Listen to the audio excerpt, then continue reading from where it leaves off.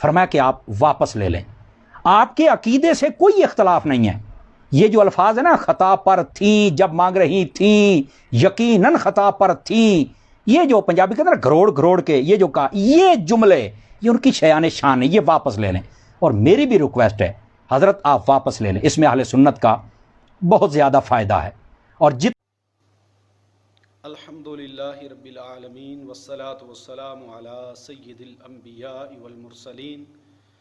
وعلی آلہ واصحابہ اجمعین. ناظرین و سامعین، ابھی آپ نے سنا حضرت علامہ مولانا مفتی سمر عباس قادری صاحب، انہوں نے بڑے ہی مخلصانہ اور بڑے ہی مؤدبانہ انداز میں کنز العلماء مفکر اسلام مفتی ڈاکٹر محمد اشرف آصف جلالی صاحب زیدہ شرفہ سے اپنے الفاظ کو واپس لینے اور ان سے رجوع کا انہوں میں مطالبہ کیا. یقیناً ان کے اخلاص میں ہمیں کوئی شک نہیں ہے، اور ان کی نیت پر بھی ہمیں کوئی شک نہیں ہے، بلکہ ہم فکر رضا کی وجہ سے ان کو بڑا ہی ایک اپنے لیے عظیم سرمایہ سمجھتے ہیں. لیکن جو مطالبہ سمر عباس قادری صاحب نے کیا، اصل میں مسئلہ یہ ہے کہ جو کنز العلماء مفکر اسلام مفتی ڈاکٹر محمد اشرف آصف جلالی صاحب نے اپنے وضاحتی بیان میں اس موقف کو بیان کیا اور بڑے کھلے لفظوں میں حضور کنز العلماء مفکر اسلام مفتی ڈاکٹر محمد اشرف آصف جلالی صاحب نے بیان فرمایا کہ عوام کے عقیدے کے تحفظ کے حوالے سے ہم آج کے بعد یہ لفظ جواباً بھی استعمال نہیں کریں گے جو لفظ خطا بولا گیا، بلکہ ہم یہ جواب دیں گے کہ سیدہ طیبہ طاہرہ رضی اللہ تعالی عنہا وہ معصومہ نہیں ہیں اور حضرت صدیق اکبر رضی اللہ تعالی عنہ ظالم نہیں ہیں.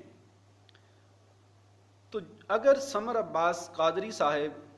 قبلہ کنز العلماء مفکر اسلام مفتی ڈاکٹر محمد اشرف آصف جلالی صاحب کے اس وضاحتی بیان کو سماعت فرماتے تو وہ پھر رجوع اور الفاظ کو واپس لینے کا مطالبہ نہ کرتے، بلکہ کنز العلماء مفکر اسلام مفتی ڈاکٹر محمد اشرف آصف جلالی صاحب کی تحسین کرتے، ان کے بارے میں یہ اپنا موقف بیان کرتے کہ انہوں نے الفاظ بدل کر یہ اہل سنت والجماعت پر ایک بڑا ہی احسان کیا کہ انہوں نے مخالفین کو جواب بھی دیا اور اہل سنت والجماعت کے عقیدے کو بھی بڑے احسن انداز میں بیان کیا. تو مسئلہ اصل یہ ہے کہ بغیر وضاحتی بیان کو سنیں، پھر آگے سے پھر رجوع، پھر الفاظ کو واپس لینا کی باتیں کرنا، اصل میں یہ گڑبڑ بن جاتی ہے. اگر سمر عباس قادری صاحب وہ وضاحتی بیان سن لیتے تو پھر ان کو کلپ جاری کرنے کی ضرورت نہ پڑتی، بلکہ وہ اس بات پر کلپ جاری کرتے کہ کنز العلماء نے اپنے الفاظ واپس لیے گئے ہیں، اب کسی بندے کے لیے جائز نہیں ہے کہ وہ ان پر بلا وجہ طعن و تشنیع کرے. آپ بھی وہ الفاظ سماعت فرما سکتے ہیں کہ کنز العلماء مفکر اسلام مفتی ڈاکٹر محمد اشرف آصف جلالی صاحب نے اپنے وضاحتی بیان میں جو بیان فرمایا. مقام سیدہ زہرا رضی اللہ تعالی عنہا، اس کے لحاظ سے ہم ہر وقت اس مذہب پر ہیں، بے خطا بے گناہ سیدہ زہرا رضی اللہ تعالی عنہا. یہاں تک کہ جواب دیتے وقت جو تیسرا مرحلہ ہے، جو لفظ امکان خطا اور اس پر پھر آگے اس کی تشریح کے بولے گئے. آج اس گفتگو میں میں ان لفظوں کی جگہ اور لفظ دے رہا ہوں، یعنی لفظ امکان خطا یا پھر اس کی آگے تشریح، اس کی بھی یہ بھی نہ بولے جائیں اور جواب بھی دیا جائے کہ جس وقت روافظ یہ کہیں گے کہ سیدہ طیبہ طاہرہ رضی اللہ تعالی عنہا معصومہ ہیں، ناجائز کام کا ارتکاب نہیں کر سکتی تھیں، خطا کا امکان ہی نہیں تھا، خطا اجتہادی بھی نہیں کر سکتی تھیں، تو ہم جواب میں لفظ خطا، وہ مخصوص اجتہادی خطا، وہ جو کہ عیب نہیں، وہ جو کہ گناہ نہیں، وہ جو کہ ایک اجر و ثواب ہے، لیکن چونکہ کچھ عوام کو اس میں گمراہ کیا جا رہا ہے، عوام تو کیا خواص کو بھی،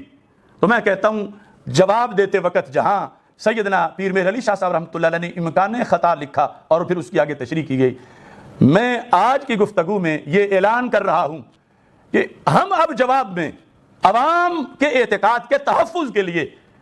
نہ امکان خطا بولیں گے نہ اس کی تشریح بولیں گے، بلکہ جب وہ کہیں گے روافظ کہ مخدومہ کائنات سیدہ کائنات رضی اللہ تعالی عنہا معصومہ ہیں اور ابو بکر صدیق جو ہے انہوں نے فدق نہ دے کے معاذ اللہ ظلم کیا، تو ہم جواب میں لفظ خطا لائے بغیر کہیں گے کہ سیدہ معصومہ نہیں ہیں اور ابو بکر صدیق ظالم نہیں ہیں. یعنی امکان خطا یا اس کی تشریح کی جگہ یہ جملہ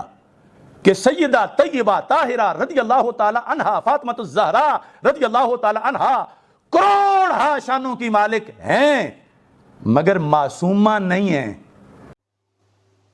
تو ناظرین، آپ نے سماعت فرما لیا کہ کتنے واضح الفاظ میں کنز العلماء مفکر اسلام مفتی ڈاکٹر محمد اشرف آصف جلالی صاحب زیدہ شرف ہوں آپ نے عوام کی ذہن میں جو